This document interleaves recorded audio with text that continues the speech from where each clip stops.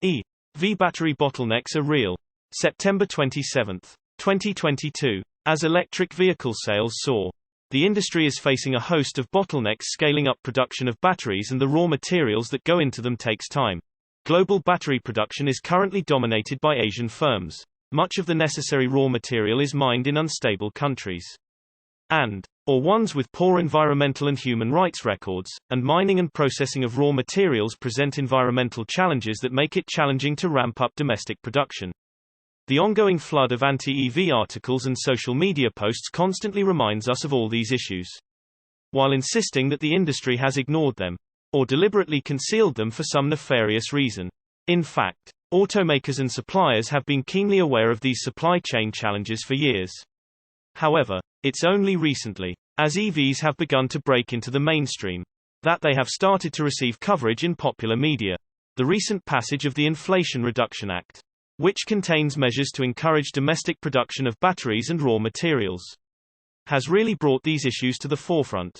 Some industry experts, among others, are making dire predictions of looming shortages of critical minerals. One exec at a battery manufacturer recently told me that, while it might only take 2 years to build a battery gigafactory, it takes at least 8 years, and sometimes much more, to bring a new lithium mine into production. Commodities analysts have also been sounding warnings about supplies of graphite, nickel, cobalt, and a long list of specialty materials that are needed for batteries.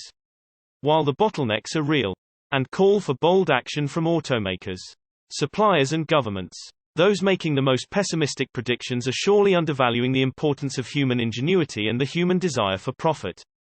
A recent Bloomberg article highlights a recent example of how a predicted shortage failed to materialize, due to efforts on both the supply and demand sides. A few years ago, prophets were predicting a crippling cobalt crunch, just as they're now forecasting a looming lack of lithium. However, in the event, prices for cobalt have fallen about 40% from their highs earlier this year. As Colin McKerracher reports, much of this is due to supply-side measures. Mining giant Glencore increased output at its Matanda mine in the Democratic Republic of Congo by about 40% in the first half of the year. Obviously, higher prices motivate mining firms to increase supply. But the cobalt market has also been affected by measures on the demand side, as battery manufacturers and automakers strive to use less of the problematic element.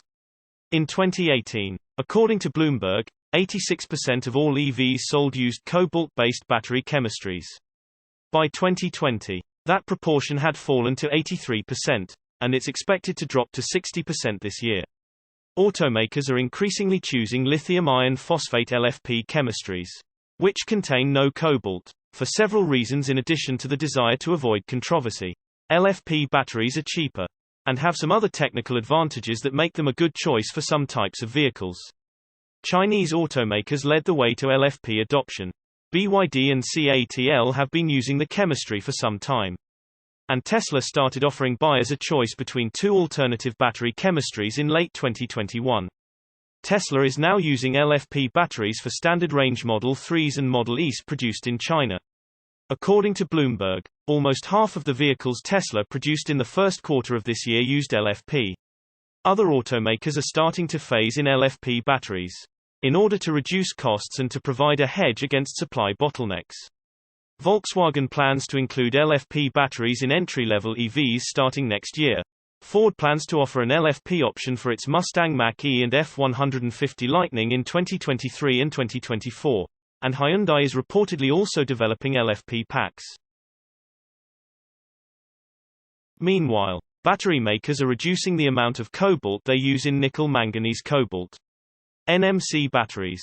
Bloomberg's McKerracher explains that early NMC formulations contained equal parts nickel, manganese and cobalt, and thus were denoted NMC 111, but that these were later replaced by NMC 532, NMC 622, and lately by NMC 811, which contains 8 parts Ni, 1 part Mn, and 1 part County nickel. Is another metal that's widely expected to face supply issues. But like cobalt, its price has plummeted from the heights it reached earlier this year. The story here is actually an old one: high prices for a particular material drive more production, which increases supply, and various innovations that reduce demand. This is the invisible hand of capitalism at work. And it's reasonable to expect that similar stories will play out over time when it comes to other critical minerals. It's worth noting that there are two kinds of innovations that come into play to attack shortages. Companies that rely on a material that's in short supply look for workarounds that enable them to use less in order to save money. At the same time, entrepreneurs try to dream up new products or processes that can minimize or eliminate the need for scarce materials. Products they hope to sell to existing companies in order to make money.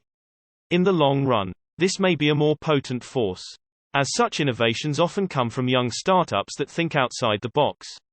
For example, how much demand for lithium, cobalt, Al could we reduce by making it possible for heavy-duty EVs to operate with smaller batteries? That's what Momentum Dynamics claims to offer. And although the company's wireless charging tech has nothing to do with raw materials per se, if it fulfills its claims, it could have a large impact. What if we had batteries that used no lithium at all? Companies are out there working on it. Whenever there's a boom in a particular material, there are always groups claiming this time things are fundamentally different.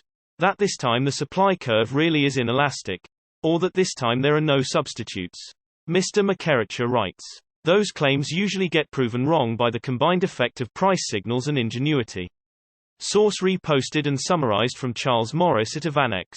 My take: with the rate that big companies are jumping into the pool, there will soon be a lot of batteries.